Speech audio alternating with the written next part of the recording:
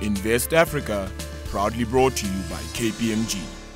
Back to Invest Africa. Now, still with me on the desk to unpack this week's topic, the City of Cape Town, is Dr. Martyn Davies, CEO at Frontier Advisory.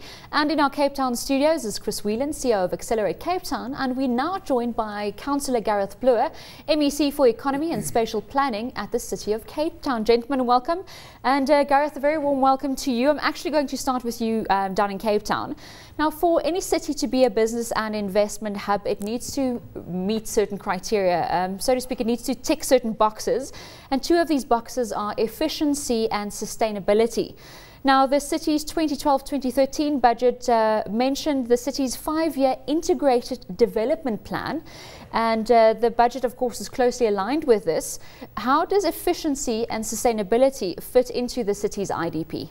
Well, I think the first is regulatory change where required. Oftentimes we think throwing money or starting another program is going to deal with something or kind of provide a one-stop shop that helps make an inefficient situation slightly more bearable. So we've embarked on quite wide-scale regulatory change. That means integrating the zoning scheme into one coherent document and getting rid of a lot of legislation that was really complex and unnecessary. So to date, that means around 269 policies at last count that have been repealed, along with unnecessary regulations to help create a more mainstream environment. And then I think also in the way business is done within the city, ensuring that targets amongst members of the civil service as well as politicians are linked to performance around the speed of getting things done. So that provides a greater ease of doing business to someone who's entered the city. So it's declunking regulation and declunking red tape. Chris, I'm coming to you. It's all about the budget, though, as well. It's keeping costs down and revenue up. Now, over a third of the city's expenditure goes to employee costs, so paying our civil servants. It's not a new trend. I mean, this is a general trend across the world. But how do you keep your costs down, especially employee costs, but not jeopardize service delivery, which has become so crucial? Yeah, I think I'm not sure that Gareth might not be a better person to ask the city how they plan to do that. But from a general perspective, I'm very much in favor of if the government can do something, let them do it. Typically, though, I think that the private sector has expertise, has execution capability that one needs to leverage. There are a number of examples of that. You mentioned earlier the issue of wanting to unpack the broadband. That's just one example. I think what the city government and what the provincial government need to do is create the enabling environment, but then potentially step out of the way to allow private sector to execute and to operate most flexibly. Gareth, I'm going to give you the opportunity to feedback on that. 100%. I mean, the key thing in the way we approach dealing with bringing people who are on the outskirts of the economy into the economy is to say, how do you break down those particular barriers? How do you provide assets, things like property titling, ways that people are tangibly part of the economy in which you achieve this kind of inclusiveness through growth as opposed to just merely a redistributionist role. On the issue of costs and kind of the tight fiscal space that we operate in, we are obviously within a national regulatory framework that applies to all municipalities, and we've got to ensure adherence to that, as part of audit requirements and the other good governance approaches. But yes, it is quite an issue when you do have a fairly high cost when it comes to that of employees, and we've got to make sure that those people who work in the city are at their maximum capacity and are operating at their peak. But that also requires that we bring in the resourcefulness and the ingenuity that exists not only within people themselves but organizations, and create a regulatory environment that gets people to come into the city and help us deliver through the market on a lot of the socio-economic objectives that we have as a government. And for example, when it comes to things like SME support and helping folks, particularly in the townships, allowing our city facilities to be used as assets that are leveraged, where private companies and foundations can come in and use them and reach out to the community, are ways that we can take that kind of partnership-based approach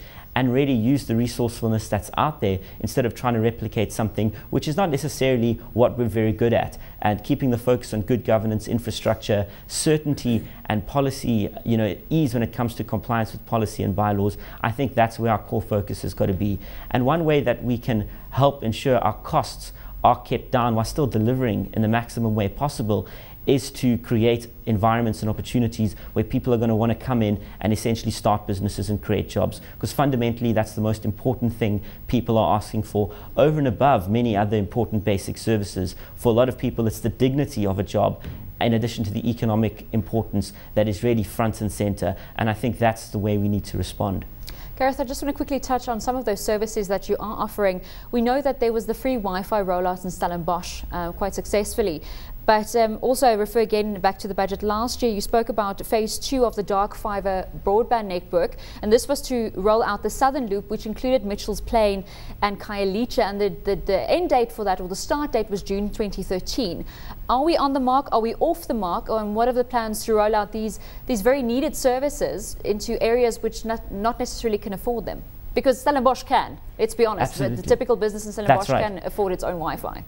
The core aspect as well is just the size and scale of the city. So yeah, leading the charge when it comes to infrastructure is important, but now assessing models we can use whereby perhaps private companies can compete with each other, plugging into that basic infrastructure, and then of course compete with each other to provide this service to people within township communities, particularly areas that are marginalized. Now that doesn't mean we as a government can't try and negotiate some sort of basic provision with a certain amount of free data, but I think ensuring that we partner with people who are able to deliver is going to be quite important, and that we somehow foster competition in our provision of infrastructure, as opposed to be giving one tender to one company to provide Wi-Fi off a single grid. So we're currently working on various policies with province, ensuring compliance in the national picture that can enable us to do that. So we do have this ability again to foster competition, and even at some point create it as a viable proposition for the private sector themselves to even lay down some infrastructure. And we've seen it possible in engagements with some private companies abroad that they're willing to even go that far. But again, it's about ensuring that certainty and about allowing competition to take root, and it's an inclusivity aspect. So really that access to Wi-Fi and to broadband is a defining aspect of the modern economy, and that's one thing we see as critically important in ensuring that we integrate the city and we're able to achieve levels of growth that are meaningful and that actually have a long-term impact. Well, Martyn, we're running out of time, but I want to give the last word to you. Serving the marginalized is one thing, but it's also serving the SME community, which forms the backbone of our economy. Besides allowing connectivity, support from private sector, what else can be done by the City of Cape Town to make sure that this inclusive growth includes the SME sector?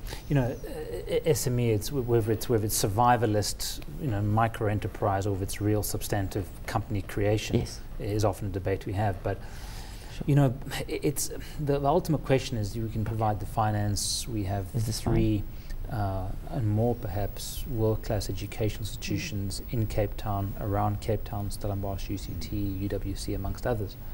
But it's about, beyond the obvious, it's about creating a culture of entrepreneurship. And to have a successful culture of entrepreneurship, people need to, where there's no jobs available, they need to be able to create the jobs, to create their own livelihood. But for that to happen, they have to believe in this thing called the market. And that's something which often I believe is a politically led sort of culture. Mm-hmm. One where there's a sense of competition society, there's not a sense of expectation, and at the same time there's a sense that this is a market, I've got to plug in, as opposed to I need a job. And Gareth is entirely correct in what he said, or Chris said earlier, about getting I think the dignity of a job is certainly there. But beyond just the dignity of a formal job, the dignity of doing something constructive and getting some sort of benefit back and not being a burden on the state ultimately. So I think it's a culture, and how do you create that at a city level, a province level? At a country level it's very difficult, especially with a very disparate large country that we have. At a local level perhaps it's easier, but it's a cultural thing rather than sort of ticking the boxes which are often very obvious. So culture change and mindset change. The two go together and ultimately underpinned by ambition. I think people need to be more ambitious, more competitive, and it comes back to our beginning of this conversation. There's no such thing as destructive competitiveness. It's constructive competition because it makes us all better. But I think it comes down to, as you say, SMEs. The future is SMEs. Whether you're Southern European, whether you're African, whether you're Asian, increasingly, that's where the growth is going to come from. People, that's a culture, a country, a society needs to create. Some have it. Chinese societies have it. Some don't. Southern Europeans, the Japanese, for example, don't. We need to create our own. Well, gentlemen, our word of the day, constructive competition, thanks to Dr. Martyn Davies.